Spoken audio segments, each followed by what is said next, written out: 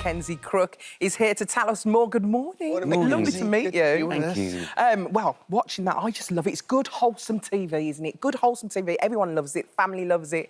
But you're in it. You're starring in it, directing it, writing it. Many hats. Which hat do you like the best, Mackenzie? Ooh, that's a good question.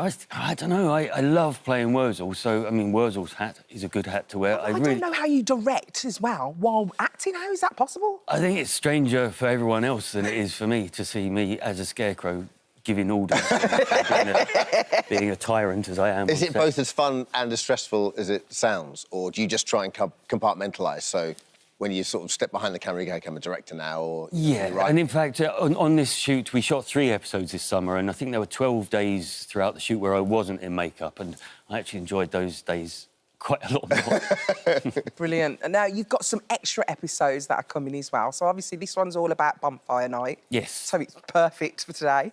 But you've also got some more episodes coming. Is it 2 more episodes that are coming? Yeah, now? so we shot 3 this summer, and they were all supposed to be going out at Christmas, but this one is a Guy Fawkes themed one, and we thought try and hurry it through and get it ready for this weekend, and we managed to do that. I'm really What's pleased. the story behind this? Well, it's a very simple rivalry thing between Guy Fawkes, who's Worzel's sort of cousin. Don't ask too many questions about that. And they get into an argument and find themselves swapped positions. So Guy Fawkes trying to scare the crows in 10 Acre Field, and Worzel up on the top of the bonfire. Who plays Guy Fawkes there? That's Paul Kay. Oh. Yeah, who I just, in fact, bumped into on the way to the station to come here today. Right. Is he all right? Yeah, is he lovely man, lovely man. What I love about this show is the fact that you bring all the environment into it. It's a really lovely knack and spin on it, really, that it makes you actually think and your children think about the environment. Was that intentional? Yeah, it just seemed that if something that's set out in the countryside, you'd be missing a trick if you didn't sort of thread some sort of environmental message through it. And kids are so on board with that anyway these days. It's actually us grown-ups that are having to catch up on those issues. Mackenzie, was there... you must have been thrilled with the reception of the first series, which I think was, 2019. When you came up with the idea to do an adaptation of Worzel Gummidge, were you a fan of the TV series back in the day, or was it based on an original... Was it based on a kid's book way back? It's based on books by Barbara Youth and Todd, which were written back in the 30s and 40s. In fact, I didn't watch the John Pertwee series in the 80s. It wasn't sort of part of my Honestly, childhood. you never saw it? For some reason, you know, it wasn't that I avoided it. I was aware of it. I used to read the cartoon strip in Lookin' magazine, but for some reason I didn't watch it. So I just thought I was in quite a good position to do a new adaptation without that in my head. So what was it about the original text, or what was it about the story that you loved that you wanted to bring to life? I immediately started reading them. I had this idea in my head of what he should look like with this... and it was much more sort of gothic, Arthur Rackham-esque idea of what this scarecrow could look like with his old military red coat on. Yeah. Yeah, in fact, that's a sketch that I did. So is this your actual drawing here? This is amazing. Yeah.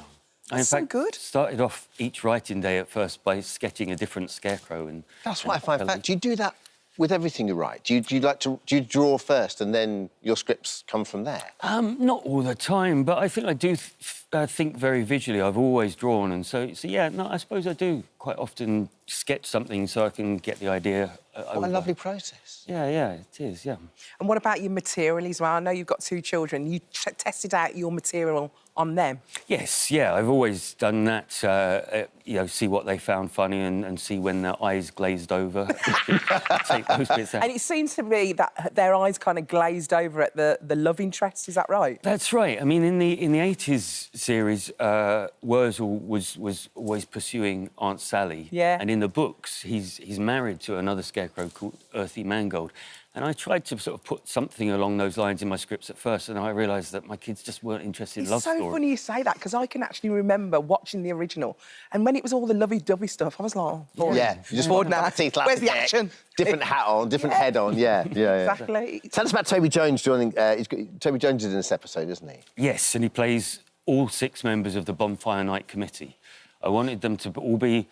like, represent the old-school way of doing things, so they're all supposed... Oh, yes, and yeah, all middle-aged blokes that look very similar, and yeah, he agreed to play all 6 of them.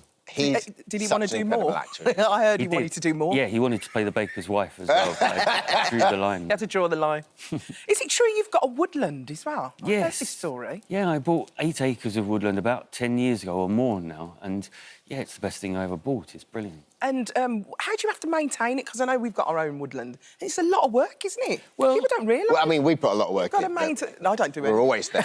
You've got to Digging maintain the land, though, trenches haven't you? and- Yeah, well, I mean, it gets on with it by itself. I have to make sure my responsibilities are to make sure it's safe, and if anything falls down, Yeah. I clear it and stuff. But you know, it does get on with it by itself. Do you ever go and have picnics and, like, Yeah, camp yeah. out? Do you? Yeah, that's what it's for. Yeah. If I can come Is along that one kind day. of also leaving it is kind of the point of it in terms of the wildlife and the... That's it, yes. Yeah, it was supposed to be, you know, just to conserve a piece of land for the nature to thrive in and to encourage as much diversity into that as I can, yeah. Did I read your... Are you taming a robin at the moment?